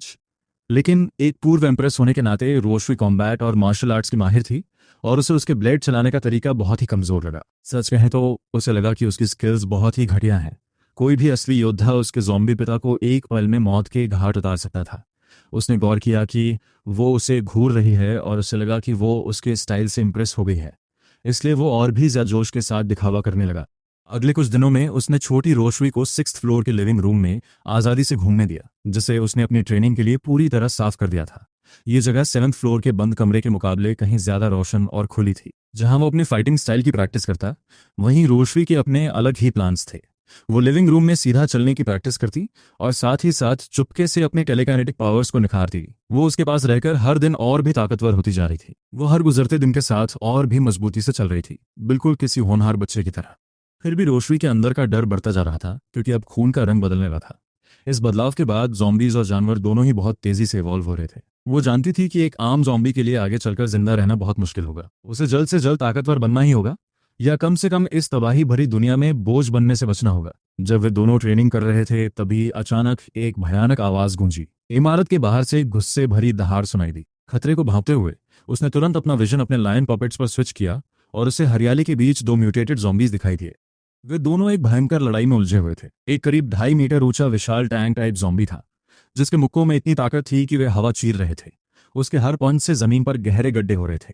दूसरा एक लिकर था, जिसे उसने पहले भी देखा था। वो चारों पैरों पर झुका हुआ था और उसकी रफ्तार डराने वाली थी। उसकी मूवमेंट्स बहुत ही फुर्तीली थी। उसके पंजे जमीन को चीर रहे थे, जबकि दूसरा जीव लगातार उस पर वार कर रहा था। तलवार जैसे पैने पंजों के साथ ये 2 ताकतवर इवॉल्व ज़ॉम्बीज एक जानलेवा और बराबरी की जंग लड़ रहे थे, और उन्हें देखकर उसे रोमांच महसूस हुआ। ये एक सुनहरा मौका था। 2 इवॉल्व ज़ॉम्बीज का एक साथ दिखना और एक दूसरे को लहूलुहान करना। इसका मतलब था कि उसे बस उनके थक कर गिरने का इंतजार करना था। उसने तय किया कि वो बीच में कूद कर उनकी थकावट का फायदा उठाएगा। वो सीधा दरवाजे से बाहर निकला और अपनी छोटी स्क्वाड के साथ सीढ़ियों से नीचे उतरने लगा। बाहर का शोर सुनकर रोक्शवे पूरी तरह दंग रह गई। उसे जरा भी अंदाजा नहीं था कि वो पपेट्स को कंट्रोल कर सकता है। उसे लगा कि वो बस लड़ने जा रहा है। चूंकि वो अभी भी अपनी मर्जी से कहीं जा नहीं सकती थी, वो बस अंदर रहकर दुआ ही कर सकती थी। इसी बीच जैसे ही वो नीचे पहुंचा, उसने अपने सभी लायन पपेट्स को बुलाना शुरू कर दिया। स्टोन नाम के पपेट की अगुवाई में हथियारों से लैस वे पपेट्स खामोशी से उस ग्रीन बेल्ट की तरफ बढ़ने लगे। 2 ज़ॉम्बीज के बीच एक भयानक और थका देने वाली जंग के बाद आखिरकार दोनों पस्त हो जाते हैं। उन्होंने एक दूसरे को लगभग खत्म ही कर दिया था। क्रिम्सन मॉन्स्टर ने टैंक ज़ॉम्बी का एक हाथ उखाड़ फेंका और आखिरकार वो विशाल शरीर बेजान होकर गिर पड़ता है। क्रिम्सन मॉन्स्टर की जीत तो हुई, लेकिन इसे हासिल करने के लिए उसे भारी कीमत चुकानी पड़ी। जैसे ही वो अपनी जीत का इनाम लेने के लिए आगे बढ़ता है, तभी उसकी लायन पपेट स्क्वाड अचानक उस थके हुए जीव को चारों तरफ से घेर लेती है। वो मॉन्स्टर अपनी दहाड़ से घुसपैठियों को डराने की कोशिश करता है, लेकिन उसके दिमाग से चलने वाली इन पपेट्स पर ऐसे दबाव का कोई असर नहीं होता। स्टोन अपनी फायर एक्स को पूरे गुस्से के साथ चलाता है और बिना किसी झिझक के उस काम को अंजाम देता है जिसकी शुरुआत टैंक ज़ॉम्बी ने की थी। उसे 2 एनर्जी कोर्स मिलते हैं जो अब तक लगभग पूरी तरह लाल हो चुके थे। यह साफ इशारा था कि इन जीवों ने अपनी ही प्रजाति के कई ज़ॉम्बीज को खाया था। वो वापस 3rd फ्लोर पर लौट आता है। वो दोनों कोर्स को एक साथ निगलने के लिए बेताब है। इस बार एनर्जी का भाव पहले महसूस किए गए किसी भी अनुभव से कहीं ज्यादा तेज था, लेकिन सबसे बड़ा बदलाव उसके दिमाग में हुआ। स्पिरिचुअल पावर की एक खौफनाक लहर उसके होश उड़ा देती है और उसे बर्दाश्त की हद से बाहर ले जाती है। वो बमुश्किल खुद को संभाल पाता है और फिर पूरी तरह बेहोश हो जाता है। उधर 7th फ्लोर पर रुआक्शुआ काफी बेचैन है। वो सोफे पर इधर उधर लुढ़क रही है और लंबी खामोशी उसे डरा रही है। उसने लगभग सारी उम्मीदें छोड़ दी थी। उसे यकीन था कि वो इवॉल्व ज़ॉम्बीज के हाथों मारा गया। उसके लिए तो उसका बेचारा ज़ॉम्बी फादर था और वो सोच रही है कि आखिर उसने थोड़ा इंतजार क्यों नहीं किया। जब वो अपने दुख में डूबी हुई थी, तभी दरवाजे का लॉक खुलता है। रुआक्शिया तुरंत अपना सिर उठाती है और उसके चेहरे पर एक प्यारी सी मुस्कान फैल जाती है। वो सोफे से कूदती है और अपने लड़खड़ाते कदमों से उसकी तरफ दौड़ते हुए उसे पापा कहकर पुकारती है। वो वहीं खड़ा रह जाता है जैसे उस पर बिजली गिर गई हो। नन्ही चिची ने उसे सच में पापा बुलाया था। 2 जिंदगियां जीने के बाद भी जिसकी कभी कोई गर्लफ्रेंड तक नहीं रही, उसके लिए अचानक पिता बनने का यह एहसास हिला देने वाला था। यह अजीब और खूबसूरत एहसास उसे उत्साहित कर देता है और वो पूरी तरह समझ नहीं पाता कि क्या करे। खुद रुआक्शुआ भी हैरान रह गई। जोश जोश में वो लफ्ज उसके मुंह से निकल गया जिसे वो बस सोच रही थी, लेकिन उसने फौरन इसे कबूल कर लिया। आखिर उसके पास अपनी पिछली जिंदगी की आत्मा थी, तो बोलना उसके लिए कोई बड़ी समस्या नहीं थी। उसने बस पुनर्जन्म के बाद से आवाज निकालने की प्रैक्टिस नहीं की थी। जाहिर है वो इतना गहराई से नहीं सोचता और उसे यकीन हो जाता है कि चिची एक बेमिसाल प्रोडिजी है, एक ऐसी जीनियस जो बिना सिखाए बोल सकती है। वो अपनी खुशी जाहिर करने के लिए दबी हुई आवाज में 2 बार गुर्राता है, हालांकि वो खुद अब भी बोल नहीं सकता। इस एवोल्यूशन के बाद अब वो 30 पपेट्स को कंट्रोल कर सकता था और उसकी मेंटल रेंज 8000 मीटर के हैरान कर देने वाले आंकड़े तक पहुंच चुकी थी। अपनी इस नई ताकत के साथ वो तुरंत अपनी फौज बढ़ाने में जुट जाता है। इसी बीच रुआक्शुआ ने तय कर लिया कि अब वो और सादा मिल्क पाउडर नहीं पिएगी। वो अपना मुंह खोलकर अपने दांतों की 2 नन्ही लाइनें दिखाती है और साफ कर देती है कि उसे अब और दूध नहीं चाहिए। उसे थोड़ा शर्मिंदा महसूस होता है कि उसने इस बात पर पहले गौर क्यों नहीं किया। वो फौरन 6th फ्लोर पर जाकर चावल की दलिया बनाता है और उसे मिल्क पाउडर के साथ मिलाकर एक पेस्ट तैयार करता है। नन्ही बच्ची खुद अपने हाथों से स्पून पकड़कर खाने लगती है और ऐसा लगता है कि उसे उसकी अनाड़ी मदद की कोई जरूरत नहीं है। वो उसे बता देती है कि वो खुद खा लेगी। उसे इतनी खुशी से खाते देख वो गर्व महसूस किए बिना नहीं रह पाता। उसे लगता है कि नन्ही चीची आखिरकार अब बड़ी हो रही है। जैसे जैसे उसकी ताकत बढ़ती है, उसके दिमाग में एक बड़ा आइडिया आकार लेने लगता है। वो सोचता है कि क्या वो किसी इवॉल्व ज़ॉम्बी को अपना पपेट बना सकता है और जल्द ही उसे एक मौका मिल जाता है। उसकी एक लायन पपेट कुछ किलोमीटर दूर एक अकेले टैंक टाइप इवॉल्व ज़ॉम्बी को देखती है। वो अपनी टीम को लेकर आगे बढ़ता है और खुद को ऑर्डिनरी ज़ॉम्बीज की तरह छुपाकर पास पहुंच जाता है। 100 मीटर के दायरे में आते ही वो अपनी मेंटल एनर्जी छोड़ता है। जैसा कि अंदाजा था, एक इवॉल्व ज़ॉम्बी का स्पिरिचुअल डिफेंस आम ज़ॉम्बीज से कहीं ज्यादा मजबूत था। उसे काफी रेजिस्टेंस का सामना करना पड़ा, लेकिन उसकी बढ़ी हुई मेंटल स्ट्रेंथ और भी जबरदस्त थी। देखते ही देखते वो उस जीव के डिफेंस को तोड़ देता है। वो उस दानव को अपना नया पपेट बनाने में कामयाब हो जाता है और उसका नाम कैनन रखता है। वो जीव बहुत ही तगड़ा था और उसकी बाहें मांस के मजबूत गोलों जैसी दिखती थीं। वो एक हार्डवेयर स्टोर से 100 पाउंड से भी ज्यादा वजन वाले 2 बड़े आयरन हैमर्स ढूंढकर लाता है। जब कैनन वहां कम्युनिटी गेट पर खड़ा होता है तो वो बहुत ही खौफनाक दिखता है। कैनन के रूप में एक रक्षक मिलने के बाद अब सुरक्षा की कोई फिक्र नहीं थी। इसके बाद वो एक एजिलिटी टाइप इवॉल्व ज़ॉम्बी को काबू करता है और उसका नाम लाइटनिंग रखता है। उसकी रफ्तार और डुअल ब्लेड्स चलाने का हुनर बेमिसाल था, जो कैनन की धीमी चाल की कमी को पूरा कर देता था। एक हमला करने के लिए, एक बचाव के लिए और साथ में 20 ऑर्डिनरी पपेट्स। अब उसे लग रहा था कि वो इस तबाही वाली दुनिया में कहीं भी जा सकता है। इसी बीच कैनन चीजें ढूंढने बाहर निकलता है। सामान की तलाश करते हुए उसे लगभग 2 मीटर लंबा एक म्यूटेटेड जायंट डॉग मिलता है। उसके बाल काले और लोहे की सुइयों जैसे सख्त थे।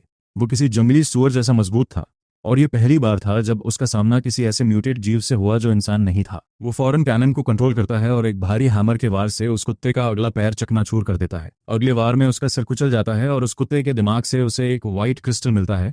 ये साबित करता था कि म्यूटेटेड जानवरों के पास भी एक खजाना होता है। वो उस लाश को वापस कॉम्प्लेक्स लाता है और अपनी भूख मिटाने के लिए उसका मांस खुद भी खाता है, जबकि बाकी हिस्सा अपने पॉपेट्स के लिए छोड़ देता है। उस ताज़ा मांस से कैनन के जख्म साफ तौर पर भरने लगते हैं। उस कुत्ते और एक अन्य टैंक टाइप जॉम्बी की क्रिस्टल्स को निगलने के बाद उसकी मेंटल स्ट्रेंथ एक नई ऊंचाई पर पहुंच गई। हालांकि जब वो बाहर था, रुआक्शुआ इन सब बातों से बिल्कुल बेखबर थी। उसकी गैर मौजूदगी का फायदा उठाकर रुआक्शुआ चुपके से नीचे जाकर छानबीन करती है और देखती है कि 3rd फ्लोर से 6th फ्लोर तक सामान भरा पड़ा है।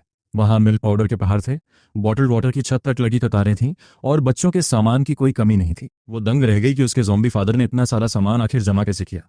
इस हैरानी ने उसके शक को और गहरा कर दिया। उसे यकीन था कि कोई आम ज़ॉम्बी इतना सारा सामान इधर उध नहीं कर सकता। उसे शक होने लगा कि शायद उसके पास जमीन के नीचे से सुरंग बनाने की कोई अर्थ टनलिंग एबिलिटी है। जब वो 1st फ्लोर की बालकनी पर पहुंचती है और कैनन को 2 हथौड़ों के साथ गेट पर पहरा देते देखती है, तो उसका यकीन और पक्का हो जाता है। उसने मान लिया कि उसके पिता उस टनलिंग एबिलिटी का इस्तेमाल आने जाने के लिए कर रहे हैं। उसे यह नहीं पता था कि कैनन असल में उनके कंट्रोल में एक पपेट है। रुआक्शिया मन ही मन फैसला करती है कि जब वो ताकतवर हो जाएगी तो अपने पिता का रास्ता साफ करने के लिए इस दैत्य को खत्म कर देगी। उसे वहां एक प्रॉपर्टी कॉन्ट्रैक्ट भी मिलता है जिससे पता चलता है कि वे जांघाई सिटी में है। वो अपनी पिछली जिंदगी की यादों को खंगालने लगती है।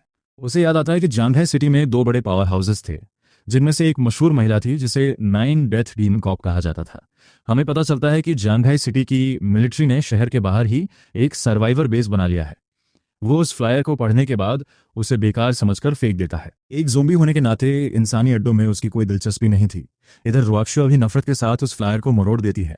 उसे याद आता है कि पिछली जिंदगी में उन अड्डों में उसने कितना अंधेरा और नाइंसाफी झेली थी। उसके लिए इन साजिशी इंसानों से बेहतर अपने ज़ॉम्बी फादर के साथ रहना था।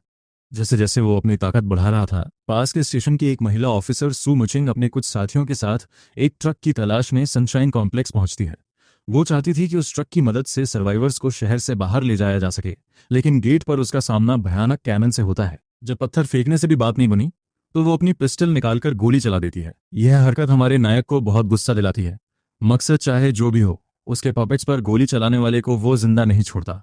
वो कैनन को इशारा करता है और वो अपने हथौड़े से गोली रोक देता है। फिर वो अपने पपेट से सू मचिंग पर एक भारी हथौड़ा फिंकवाता है। सू मचिंग ने कभी सोचा नहीं था कि एक ज़ोंबी रेंज प्रोजेक्टाइल का इस्तेमाल कर सकता है। वो हथौड़ा उसे लगता है और उसकी मौके पर मौत हो जाती है। कॉम्प्लेक्स के अंदर आए दूसरे ऑफिसर्स को भी उसकी पपेट स्क्वाड तुरंत खत्म कर देती है। उसे उनसे कई पुलिस पिस्टल्स और एमिनेशन मिलते हैं, लेकिन जैसे ही रात होती है, कुछ बहुत ही अजीब होता है। सू मचिंग का शरीर हिलने लगता है और एक रहस्यमयी लाल रोशनी के बीच वो फिर से जिंदा हो जाती है, जो कुदरत के नियमों के खिलाफ था। उसकी टूटी हड्डियां और फटे हुए मसल्स फिर से ठीक हो जाते हैं और उसकी ताकत पहले से दोगुनी हो गई थी। कैनन की आंखों से ये सब देखकर वो दंग रह जाता है।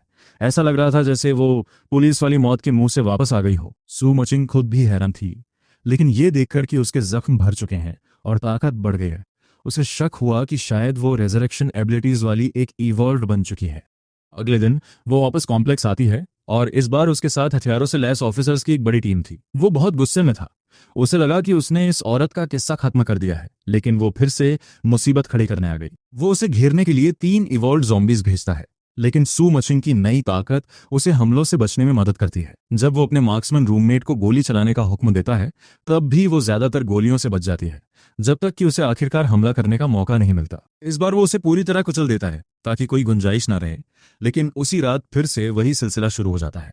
जो बात उसे सबसे ज्यादा सिरदर्द दे रही थी, वो था एक हिडन इवॉल्व की मौजूदगी जो अंधेरे से सू मचिंग की मदद कर रहा था। हर बार जब उसका वार लगने वाला होता, कोई अनजान ताकत उसे एक सेकंड के लिए रोक देती और गोलियां भी हवा में मुड़ जाती। अंधेरे में छिपी ये रहस्यमयी शख्सियत असल में रुआक्शिया थी। उसने अपनी छानबीन से यह समझ लिया था कि कोई ज़ॉम्बी किंग छुपकर कॉम्प्लेक्स के हर जीव को कंट्रोल कर रहा है। अपनी आवाज पहुंचाने की एक गुप्त टेक्निक का इस्तेमाल करते हुए वो सू मचिंग से संपर्क करती है और खुद को एक अनजान एक्सपर्ट इनविजिबल वन बताती है। उसका प्लान था कि दोनों मिलकर उस ज़ॉम्बी किंग का शिकार करेंगे। सू मचिंग को लगा कि उसे एक हमख्याल साथी मिल गया है और वो साथ काम करने के लिए तैयार हो जाती है। उस रात सू मचिंग गेट पर कैनन का ध्यान भटकाती है और कॉम्प्लेक्स के अंदर घुसने में कामयाब हो जाती है, लेकिन बिल्डिंग 5 के सामने खुद हमारा नायक उसका रास्ता रोकता है। 7th फ्लोर पर बैठी नन्ही चीची की हिफाजत के लिए उसने अपने सारे पपेट्स को उसी इमारत पर बुला लिया था। हाथ में मचेटे लिए वो खौफनाक गुस्से के साथ हमला करता है। उसका हर वार बेरहम था और उसमें उसका पुराना सुकून गायब था। इधर रुआक्शुआ बिल्डिंग 1 की 2nd फ्लोर से देख रही थी और अपनी टाइम कंट्रोल एबिलिटीज का इस्तेमाल करके उसके जानलेवा हमलों को बार बार रोक रही थी। हालांकि वो सिर्फ सू मचिंग को मरने से बचा रही थी। उसने सू मचिंग को उस पर वार करने की इजाजत बिल्कुल नहीं दी। इससे सू मचिंग पूरी तरह उलझ गई। उसे समझ नहीं आ रहा था कि ये इनविजिबल वन आखिर किसकी तरफ है, खासकर तब जब उसके अपने हमले ही वापस मिल रहे थे। रुआक्शुआ ने उसे एक रहस्यमयी मैसेज भेजा, तुम इस ज़ोंबी को हाथ नहीं लगा सकती। जैसे जैसे जंग खतरनाक होती गई, सू मचिंग ने इमारत तक पहुंचने की पूरी कोशिश की, लेकिन उसने पूरी मजबूती से उसका रास्ता रोके रखा और एक के बाद एक कई चीखें मारी। उस रक्षक वाले गुस्से ने जैसे पूरे कॉम्प्लेक्स का तापमान गिरा दिया था। इसी पल रुआक्सुआ की आंखों के सामने से पर्दा हटा। जैसे ही सुमचिंग बिल्डिंग 5 की तरफ झपटी, इलाके का हर ज़ोंबी पागलों की तरह वहां दौड़ पड़ा। ये साफ था कि वे किसी ज़ोंबी किंग की रक्षा नहीं कर रहे थे, बल्कि किसी बहुत कीमती चीज को बचा रहे थे, जिसे वे सब जान लगाकर बचा रहे थे। वो उसका अपना ज़ोंबी फादर था। क्या यह मुमकिन है कि उसका पिता ही वो ज़ोंबी किंग है जिसे वो ढूंढ रही थी? हर इशारा अब सही जगह बैठ रहा था। ये सच उसे किसी गहरी चोट की तरह लगा। उसका ज़ोंबी फादर ही वो शिकार था जिसे वो तलाश रही थी। हाँ, वो ज़ोंबी किंग जिसे वो मारना चाहती थी, वही इंसान था जिसने उसे पाला था। पहेली के सारे टुकड़े उसके दिमाग में जुड़ गए। उसे खुद पर बहुत शर्मिंदगी महसूस हुई। वो अपने ही पिता का कोर हासिल करके उन्हें ही खिलाने वाली थी। सच तो यह है कि यह सब एक बड़ी उलझन बन गया था। जैसे ही उसे सब समझ आया, उसने सू मचिंग की मदद करना तुरंत बंद कर दिया। बिना उस गुप्त सहारे के सू मचिंग की सारी ताकत धरी की धरी रह गई और वो मुसीबत में फंस गई। उसने 3 इवॉल्व्ड ज़ॉम्बीज और अपनी ताकत का इस्तेमाल करके उसे चारों तरफ से घेर लिया और उसे किसी पंचिंग बैग की तरह पीटा। सुमचिंग सिर्फ उस इनविजिबल वन की गद्दारी को कोसती रह गई। जैसे ही सुमचिंग बेहोश हुई, उसके आखिरी विचार धुंधले पड़ गए। उसने उसे हराकर एक नोट छोड़ा कि बेहतर होगा वो जिंदा रहे। उस नोट में चेतावनी दी गई थी कि अगर वो मरी तो पुलिस स्टेशन के हर इंसान को उसके साथ दफना दिया जाएगा। अपनी इंसाफ वाली सोच की वजह से सू मचिंग ने चुपचाप हार मान ली। वह इस ख्याल को बर्दाश्त नहीं कर पा रही थी कि उसकी वजह से दूसरों की जान चली जाए। आने वाले दिनों में जिंदगी काफी शांत हो गई और वो लाइटनिंग टीम के साथ अपनी स्किल्स को बेहतर बनाने के लिए ट्रेनिंग करने लगा। उसने नन्ही चीची के लिए एक लर्निंग मशीन और फ्लैश कार्ड्स भी ढूंढ निकाले। छोटी बच्ची बहुत तेजी से बड़ी हो रही थी और उसने पढ़ना और मैथ करना भी शुरू कर दिया था। उसे महसूस हुआ कि उसकी बेटी वाकई एक जीनियस है। उधर रोशवा ने मशीन के साथ पढ़ने का दिखावा किया और नन्ही आवाजें निकाली, लेकिन अंदर ही अंदर उसे यह सब बेवकूफ़ी भरा लग रहा था। अपनी पिछली जिंदगी में वो एक टॉप टीयर ग्रेजुएट स्टूडेंट रह चुकी थी और अब उसे फिर से बच्चों वाली पढ़ाई करनी पड़ रही थी। इसी बीच जब भी वो इमारत से बाहर जाता, रोशवा चुपके से नीचे जाकर मूचिंग से बातें करने लगती। इन दोनों औरतों की, एक बड़ी और एक छोटी, आपस में काफी जमने लगी थी। मुचिंग के पास इस मासूम बच्ची के खिलाफ कोई ढाल नहीं थी। उसने अपने बारे में सब कुछ बता दिया, जबकि रोशवा मन ही मन हिसाब लगा रही थी कि इस फ्यूचर पावर हाउस को अपनी टीम में कैसे शामिल किया जाए। आखिर मूचिंग में अर्थ रेल्म तक पहुंचने का पोटेंशियल जो था, भविष्य में ऐसी एक साथी का होना बहुत बड़ा एडवांटेज साबित होगा। उसने गौर किया कि चीची को मूचिंग से बात करना अच्छा लगता है, इसलिए उसने कभी मना नहीं किया। उसे लगा कि बच्चे के लिए इंसानी संपर्क उसकी हेल्दी डेवलपमेंट के लिए जरूरी है, लेकिन वो हर बार सावधानी बरतता और ये पक्का करता कि मुलाकात से पहले मूचिंग की आयरन चेन्स पूरी तरह लॉक हो। उसने लाइटनिंग वन को भी उस पर हर वक्त नजर रखने का ऑर्डर दे रखा था। तभी एक दिन स्काउट्स के जरिए दूर की सड़कों से एक नई खबर आई। एक ऐसा टियर 2 टायरेंट ज़ॉम्बी देखा गया था जो पहले कभी नहीं मिला। उसके हाथ पूरी तरह जानलेवा ब्लेड्स में बदल चुके थे और उसकी पार सच में खौफनाक थी। उसकी स्पीड अपनी हदें पार कर रही थी और वो एक इवॉल्व्ड ह्यूमन को पीछे हटने पर मजबूर कर रहा था। वो आदमी कोई और नहीं बल्कि वही भारी भरकम ताइशु था जिससे वो पहले मिल चुका था। उस टायरेंट ज़ॉम्बी के पास अपने जख्मों को खुद भरने की कमाल की हीलिंग एबिलिटी थी। ताइशु ने उस पर कई वार किए, लेकिन सब बेकार गए। ताइशु जैसे तैसे एक तंग गली में छुपकर अपनी जान बचाने में कामयाब रहा। उसे एहसास हुआ कि ये टायरेंट सीधे मुकाबले के लिए बहुत ताकतवर है, इसलिए उसने एक बेहतर प्लान बनाया। उसने लाइटनिंग ज़ॉम्बीज को कंट्रोल किया ताकि वो उस टायरेंट को खींचकर पुलिस स्टेशन की तरफ ले जाए। ठीक उसी वक्त जब मूचिंग सप्लाईज लेकर लौट रही थी, उस मॉन्स्टर को देखते ही मूचिंग ने अपने लोगों को बचाने के लिए बिना किसी हिचकिचाहट के उसका ध्यान अपनी तरफ खींच लिया। ये बिल्कुल तालंग बुचान जैसा मामला था, यानी दो दुश्मनों को आपस में लड़ाकर थका देना। एक भीषण लड़ाई के बाद मूचिंग को समझ आ गया कि वो ताकत से नहीं जीत पाएगी, इसलिए वो उस दरिंदे को एक गैस स्टेशन तक ले गई और एक ही शॉट में फ्यूल टैंक्स को उड़ा दिया। देखते ही देखते पूरा स्टेशन एक आग के गोले में तब्दील हो गया। वो टायरेंट आग के समंदर से बाहर निकला, पूरी तरह झुलस कर काला पड़ चुका था, लेकिन हैरानी की बात यह थी कि वो अब भी जिंदा था। उस टायरेंट की चोटें बहुत गंभीर थीं, इसलिए उसने तुरंत एयर पैंग और लाइटनिंग को हमले का ऑर्डर दिया। जख्मी जानवर इस हमले को झेल नहीं पाया। एयर पैंग ने 1 टन से भी ज्यादा भारी स्टील क्लब से उस मॉन्स्टर को तब तक पीटा जब तक कि वो खड़ा होने लायक नहीं बचा। लाइटनिंग ने मौके का फायदा उठाया और अपने स्टील ब्लेड से वार करना शुरू कर दिया। आखिरी वार के साथ ही टायरेंट मारा गया और उसे टियर 2 गोल्डन बॉक्स मिला, जिससे उसकी खुशी का ठिकाना नहीं रहा। लेकिन इस बार उसने इसे तुरंत इस्तेमाल नहीं किया। उसने पहले नन्ही चीची के लिए खाना बनाया और चारों तरफ सुरक्षा का घेरा तैयार किया। इसके बाद ही वो एनर्जी को एब्जॉर्ब करने के लिए बिल्डिंग 4 में गया। जैसे ही वो एनर्जी उसके शरीर में दौड़ने लगी, उसे महसूस हुआ कि उसका अस्तित्व बदल रहा है। ये एक बहुत बड़ा बदलाव था, जैसे उसका पूरा सिस्टम फिर से लिखा जा रहा हो। उसने कामयाबी के साथ टीयर 3 ने ब्रेक थ्रू कर लिया, जिससे उसकी फिजिकल पावर और मेंटल स्ट्रेंथ में जबरदस्त उछाल आया। अब उसका कंट्रोल रेंज काफी बढ़ चुका था। उसका प्रभाव अब कई किलोमीटर तक फैल गया था, जिससे वो 100 से ज्यादा ऑर्डिनरी ज़ॉम्बीज को कमांड कर सकता था और टीयर 2 इवॉल्व वंस को आसानी से काबू कर सकता था। अब वो लाइटनिंग जैसे एजिलिटी टाइप ज़ॉम्बीज से ज्यादा तेज और टैंक टाइप से ज्यादा ताकतवर हो चुका था। सच कहूं तो ये ताकत उसे मदहोश कर रही थी।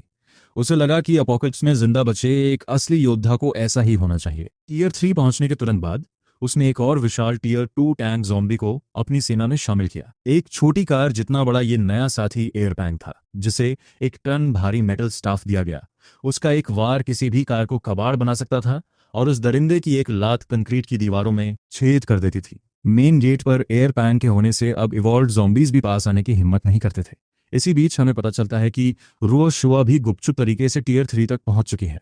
उसकी टेलीकिनेटिक एबिलिटीज इतनी बढ़ गई थीं कि वो चीज़ों को बड़ी सटीकता से चला सकती थी। अब वो लोहे की कीलों को गोलियों की तरह दाग सकती थी, जो उसकी टाइम कंट्रोल एबिलिटीज के साथ मिलकर उसे मौत का एक खामोश सौदागर बनाती थी। इस टूटी हुई दुनिया में वो पहले ही इंसानियत के सबसे ताकतवर पावर हाउसेज में से एक बन चुकी थी। तभी अचानक उसके पैरों के पास एक मैनुअल प्रकट हुआ। ये ब्लड सैंड टेक्निक थी, जिसके बारे में कहा जाता था कि ये दुनिया की सबसे ताकतवर ब्लेड आर्ट है। उसकी ट्रेनिंग बहुत तेजी से आगे बढ़ी और उसकी कॉम्बैट इफेक्टिवनेस नई ऊंचाइयों पर पहुंच गई। लेकिन ये शांति ज्यादा दिन नहीं टिकने वाली थी। पास के एक सर्वाइवर बेस से 5 इवॉल्व्ड ह्यूमंस की टीम सामान की तलाश में शंघाई सिटी पहुंची। जल्द ही उन्हें कुछ अजीब लगा। उन्होंने देखा कि सनशाइन अपार्टमेंट कॉम्प्लेक्स के आसपास का सारा सामान पहले ही साफ किया जा चुका है। जाहिर है इससे उनकी क्यूरियोसिटी बढ़ गई। सामान ले जा रहे ज़ॉम्बीज का पीछा करते हुए वो कॉम्प्लेक्स तक पहुंच गए और रात के अंधेरे में दीवार फांदने की कोशिश करने लगे। ये वाकई एक हिम्मत भरा कदम था, लेकिन उन्हें अंदाजा नहीं था कि जैसे ही उनके पैर जमीन पर पड़े, उसने उन्हें डिटेक्ट कर लिया। लाइटनिंग और एयर पैंक के नेतृत्व में उसकी ज़ॉम्बी आर्मी ने तुरंत उन्हें घेर लिया। एक ही पल में लाइटनिंग ने एक इवॉल्व्ड ह्यूमन को काट फेंका, जबकि एयर पैंक के ट्विन हैमर्स ने 2 फाइटर्स को पीछे उछाल दिया। जैसे ही अफरा तफरी मची, वो खुद मैदान में उतरा और ब्लड सैंड टेक्निक के एक हॉरिजॉन्टल स्ट्राइक से आखिरी भागते हुए इवॉल्व्ड ह्यूमन के टुकड़े कर दिए। उनकी तलाशी लेने पर उसे एक सर्वाइवर बेस का आइडेंटिफिकेशन मिला और उसे एहसास हुआ कि इंसानी गुट उसकी उम्मीद से कहीं ज्यादा तेजी से बढ़ रहे हैं। ये जानते हुए कि सनशाइन अपार्टमेंट कॉम्प्लेक्स का पता जल्द ही सबको चल जाएगा, उसने शहर के किनारे स्थित किंगशुई फार्म जाने का फैसला किया। वहां खेती के लिए खुली जमीन थी, वो इंसानी बस्तियों से दूर था और सेना बढ़ाने के लिए पास में काफी ज़ॉम्बीज भी थे। सबसे जरूरी बात यह थी कि वहां नन्ही चीची को एक बेहतर माहौल मिलेगा, क्योंकि वो अपना बचपन कंक्रीट और लोहे के पिंजरे में बंद होकर नहीं बिता सकती थी। उसे धूप, ताज़ी हवा और सब्जियों की जरूरत थी। सच तो यह है कि उसे बहुत बुरा लग रहा था कि इतने समय से उसकी डाइट बहुत सीमित थी और वो सिर्फ मिल्क पाउडर और फ्राइड चावल पर गुजारा कर रही थी। उसने बरसों से कोई हरी पत्ती नहीं देखी थी। फार्म पर वो अपने पपेट्स के जरिए ताज़ा फसल उगा सकता था। निकलने से पहले एक आखिरी काम बचा था सुमुचन। उसकी रेजरेक्शन एबिलिटी को नजरअंदाज करना बहुत जोखिम भरा था। फिर भी चूंकि वो इलाका छोड़ रहे थे, उसने उसे आज़ाद कर देना ही बेहतर समझा, ताकि उनके रास्ते फिर कभी न टकराए। उसने ये फैसला चीची को बताया, जिसने खामोशी से सिर हिलाया और पूछा कि क्या वो बड़ी दीदी उनके साथ चलेंगी। वो अंदर ही अंदर जानता था कि सू मचिन का स्वभाव उसे पुलिस स्टेशन के सर्वाइवर्स को छोड़ने नहीं देगा, इसलिए वो कभी उनके साथ नहीं आएगी। जब उसका ध्यान भटका हुआ था, तब रुओ शुआ ने चुपके से सू मचिन के हाथ में एक पर्ची थमा दी, जिस पर किंगशुई फार्म का पता लिखा था। जाने से पहले सू मचिन ने रुओ शुआ से पूछा कि क्या उसे अपना वादा याद है, जिस पर रुओ शुआ एक गहरी मुस्कान के साथ जवाब देती है। उसने कहा कि अगर उसे कभी लगे कि ये दुनिया उतनी खूबसूरत नहीं है जितनी उसने सोची थी, और वो दूसरों को बचाते बचाते थक जाए, तो वो उसके पास आ जाए। जब जख्मी सुमोचन आखिरकार पुलिस स्टेशन लौटी, तो वहां का नज़ारा देखकर उसकी रुह कांप गई। जिन सर्वाइवर्स को बचाने के लिए उसने अपनी जान दांव पर लगा दी थी, वो अब दरिंदे बन चुके थे और हर उस ऑफिसर को मार रहे थे जिसने उनकी बुराई में साथ देने से मना किया था। उन्होंने खुद सुमचिन पर भी हमला कर दिया, लेकिन अपनी तीसरी रिजरेक्शन के बाद उसकी ताकत कई गुना बढ़ गई और उसने खुद हर एक गद्दार को मौत के घाट उतार दिया। उसने किसी को जिंदा नहीं छोड़ा और उस आखिरी लड़की की गुहार भी अनसुनी कर दी, जो घुटनों पर बैठकर जान की भीख मांग रहा था और कह रहा था कि वो बस जिंदा रहना चाहता था।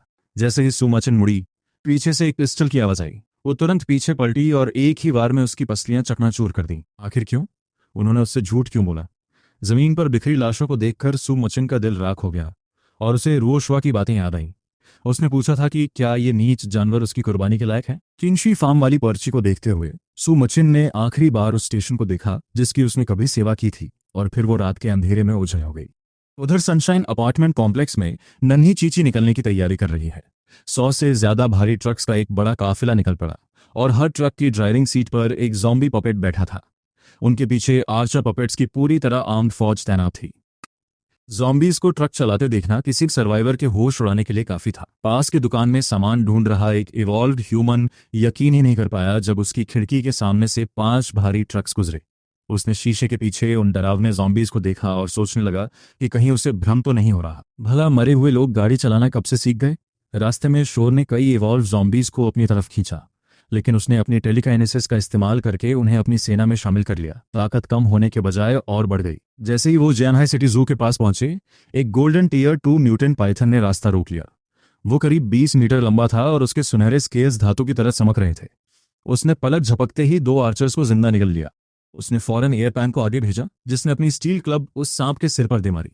जब तक पाइथन होश संभालता, एयरपैंग और बाकी टैंक ज़ॉम्बीज ने उसे चारों तरफ से घेर लिया ताकि वो भाग न सके। उसी वक्त एक टायरेंट ज़ॉम्बी पास की बिल्डिंग से कूदा और अपने पंजे उसके दिल में उतारकर एक गहरा जख्म कर दिया। एयरपैंग ने मौका देखते ही पाइथन की खोपड़ी कुचल दी। टीयर 2 गोल्डन बॉक्स मिलने के बाद उसने इसे एयरपैंग को खिलाने का फैसला किया। टीयर 3 से नीचे के बॉक्सेस अब उसके काम के नहीं थे, लेकिन इससे उसके पपेट्स और ताकतवर हो सकते थे। आखिर उसे तादाद से ज्यादा क्वालिटी पर भरोसा था। वो हाई लेवल इवॉल्व ज़ॉम्बीज की एक एलीट फोर्स बनाना चाहता था। पास ही खड़ी रोज शुआ की आंखें उस विशाल लाश को देखकर चमक उठीं। उसने अपने पिता की तरफ देखा और कहा कि उसे सांप का मांस खाना है। सच तो यह है कि वो बेचारी मिल्क पाउडर और फ्राइड चावल से ऊब चुकी थी। वो एक ही जैसा खाना खाकर तंग आ गई थी और इस विशाल सांप को देखकर उसके मुंह में पानी आ गया। वो अपनी नजरें नहीं हटा पा रही थी, लेकिन उसे यकीन नहीं था कि इंसान एक म्यूटेंट बीस्ट का मांस सुरक्षित तरीके से खा सकते हैं या नहीं। उसने फैसला किया कि जब तक कोई इंसान टेस्ट सब्जेक्ट नहीं मिल जाता, वो इंतजार करेगा। सुरक्षा पक्की होने के बाद ही वो उसके लिए खाना पकाएगा। रूह शुआ थोड़ी निराश हुई, लेकिन वो अपने पिता की सावधानी को समझती थी। भले ही वो ये न बता सके कि म्यूटेंट मीट असल में काफी पौष्टिक होता है। काफिला आगे बढ़ता रहा और शहर की ऊंची इमारतें धीरे धीरे ओझल होने लगी, जिनकी जगह अब देहात के खुले मैदान ले रहे थे। उसने मैप चेक किया और अंदाजा लगाया कि वो 10 मिनट में किंगशी फार्म पहुंच जाएंगे। ठीक उसी वक्त जब डूबता सूरज आसमान को खून की तरह लाल कर रहा था, वो खिड़की के बाहर पीछे छूटते नज़ारों को देख रहा था। और फिर उसने नन्ही चीची की तरफ देखा, जो शीशे से लगकर खामोशी से दुनिया को निहार रही थी। बच्ची की आंखों में सूर्यास्त की आखिरी चमक दिख रही थी।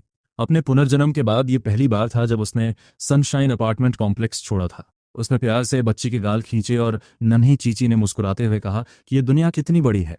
उसने हामी भरी कि दुनिया वाकई बहुत बड़ी और खतरनाक है, लेकिन जब तक चीची उसके साथ है, हर चीज का एक मकसद है। क्षितिज पर फंक की धुंधली परछाई दिखने लगी थी। यही उनका नया घर होने वाला था। लेकिन जैसे ही वो किंगशी फार्म के करीब पहुंचे, हमें दिखता है कि कई किलोमीटर पीछे जियांहाई के खंडहरों में कोई उनके निशानों का पीछा कर रहा है। एक खौफनाक साए वाली शख्सियत तेजी से उन निशानों के पीछे आ रही थी। सुमचन की वो मासूमियत और दया अब पूरी तरह खत्म हो चुकी थी। उसकी जगह अब एक ठंडी और बेखौफ नजर में ले ली थी। फिर भी जब उसे उस छोटी बच्ची का ख्याल आया जो हाथ में दूध की बोतल लिए उसे देखकर मुस्कुराई थी, तो उसके चेहरे पर एक हल्की सी मुस्कान आ गई। चिंशुई फार्म पहुंचकर वो मैप के हिसाब से एक जंगली रास्ते पर आगे बढ़ने लगा। वो कुछ देर तक गाड़ी चलाता रहता है, जब तक कि आखिर में फार्म का मेन गेट नजर नहीं आ जाता, जो भारी स्टील से बना हुआ था और जिसके दोनों तरफ लकड़ी के पोस्ट्स और वायर लगे हुए थे। पेरीमीटर फेंस पर हर तरफ हाई वोल्टेज के वार्निंग साइंस लटके थे, लेकिन वायर पर मौजूद निशानों से साफ पता चल रहा था कि उसे किसी ने जबरदस्ती तोड़ा है। ट्रक में बैठे बैठे वो बड़े ही इत्मीनान के साथ उस प्रॉपर्टी का मुआयना करता है। चिंशुई फार्म काफी शांत और सुनसान इलाके में था, जहां किसी बाहरी इंसान का ध्यान भटक कर आना लगभग नामुमकिन था। ये जगह सनशाइन अपार्टमेंट कॉम्प्लेक्स के मुकाबले कहीं ज्यादा बड़ी थी, जहां उसके चिची और उसकी एक विशाल पपेट आर्मी के लिए काफी जगह मौजूद थी। और सबसे जरूरी बात तो ये थी कि यहाँ का माहौल घुटन भरा नहीं था, जो उस छोटी सी जान के बड़े होने के लिए एक बहुत ही बेहतरीन एनवायरनमेंट था। इसी बीच रोशन्यू अपनी अंगड़ाई तोड़ते हुए पूछती है, क्या हम पहुंच गए? वो बस हाँ में अपना सर हिला देता है और फौरन ही अपनी पॉपेट्स की एक स्क्वाड को उस टूटी हुई दीवार के रास्ते छानबीन करने के लिए अंदर भेज देता है। जैसे ही पॉपेट्स अंदर कदम रखते हैं, उसकी भौहें तन जाती हैं और वह गहरी सोच में डूब जाता है। फार्म के अंदर का नज़ारा काफी खौफनाक था, जहां हर तरफ गहरे भूरे रंग के सूखे हुए खून के धब्बे फैले हुए थे। वो अपनी तलाश वेजिटेबल गार्डन की तरफ मोड़ता है, लेकिन वहां के सारे प्लॉट्स पूरी तरह तहस नहस हो चुके थे और जमीन पर किसी के बड़े बड़े पैरों के निशान छपे थे। उसे समझते देर नहीं लगती कि यहाँ म्यूटेंट एनिमल्स ने अपना डेरा जमा लिया है। तभी फार्म के काफी अंदर से किसी के लड़ने की आवाजें और जानवरों के भयानक दहाड़ने का शोर गूंजने लगता है। वो आवाज की तरफ अपने लायन पॉपेट्स को भेजता है, जहां लाइव स्टॉक एरिया में उन्हें एक बेहद विशाल म्यूटेंट बुल दिखाई देता है। सबसे अजीब बात तो यह थी कि उस बुल के दांत किसी टाइगर से भी ज्यादा डरावने हो चुके थे और वो किसी अनजान जानवर की कार्कस को बड़े चाव से खा रहा था। दुनिया वाकई पूरी तरह बदल चुकी है, जहां अब मवेशी भी मांस के दीवाने हो गए हैं। पॉपेट्स को देखते ही वो बुल अपनी सेकंड टियर फेरोसिटी के साथ उन पर चार्ज करता है। एक स्टैंडर्ड लायन पपेट भला इस दरिंदे का मुकाबला कैसे कर पाता, इसलिए वो एयर पैंग और टायरेंट एक को जंग के मैदान में उतार देता है। एयर पैंग अपने क्लब से उस पर एक भारी वार करता है, जिससे वो बुल पूरी तरह डेज हो जाता है और उसे दिन में तारे दिखने लगते हैं।